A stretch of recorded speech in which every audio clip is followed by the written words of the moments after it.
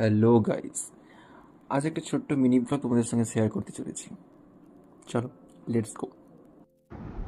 এই যে এখন একটা ছোট্ট বাচ্চা পড়ছে, ওকে আমি পড়াচ্ছি। ওকে পড়াতে পড়াতে আমি আমার কাজটা করি, তারপর ও যাওয়ার পর আরও ভালো করে করব। এই যে কাজ হচ্ছে আজকে একটা পট, এই পটটাকে আমি আজকে কালার করব। তো কি করে কালার করি, কি কালার করি, কেমনভাবে ডিজাইন করি, সেটাই আজকের ব্লগে তোমাদেরকে দেখাবো আমি।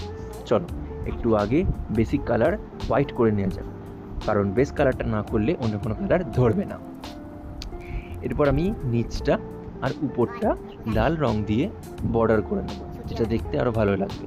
আর এরপর পেন্সিল দিয়ে আমি একটু ড্র করে নিচ্ছি। মনে হলো নর্মাল ড্রয়িংয়ের থেকে যদি কিছু পোর্ট্রেট ড্রয়িং করি, আর তাই আমি ড্রয়িং করে নিলাম একটি ঠাকুর।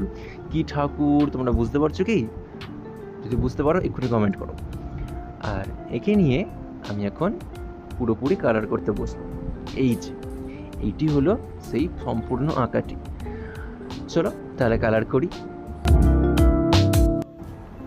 কালার করবার জন্য সমস্ত আমার অ্যাক্রিলিক কালারগুলোকে নিয়ে বসে পড়লাম ইয়েলো কালার করতে। তার কারণ ঠাকুরটির মুখটা, বডিটা একটু ইয়েলো কালার দিলে তবেই তো ভালো লাগবে। আর এরপরে আমি ঘটির পিছন দিকে একটি লোটাস ড্রয়িং করেছিলাম।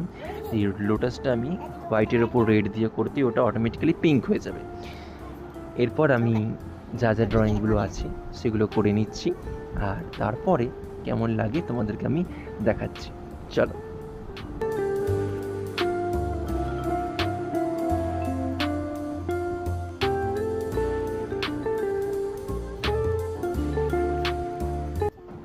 এতক্ষণে নিশ্চয়ই তোমরা বুঝতে পেরে গিয়েছো আমি এই ঘটের মধ্যে কোন ঠাকুরটি ড্রয়িং করেছি।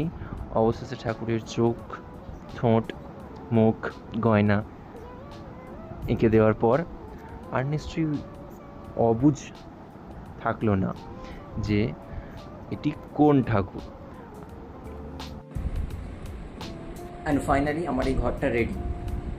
এখানে আমি পেন্টিং করেছি মা মনসার একটি ছবি, এইদিকে একটি নকশা, এইদিকে একটি নকশা, আর মা মনসা পদ্মাবতী বিশ্বহরি, তাই জন্য এখানে একটি পদ্ম ফুলের ডিজাইন। তো কেমন লাগছে ঘরটা তোমরা সবাই অবশ্যই জানিও কমেন্ট করে আমার ঘরটা কেমন লাগছে। আর এভাবেই মাঝে মাঝে কিছু পেন্টিংয়ের ভিডিও আমি আপলোড করতে থাকবো।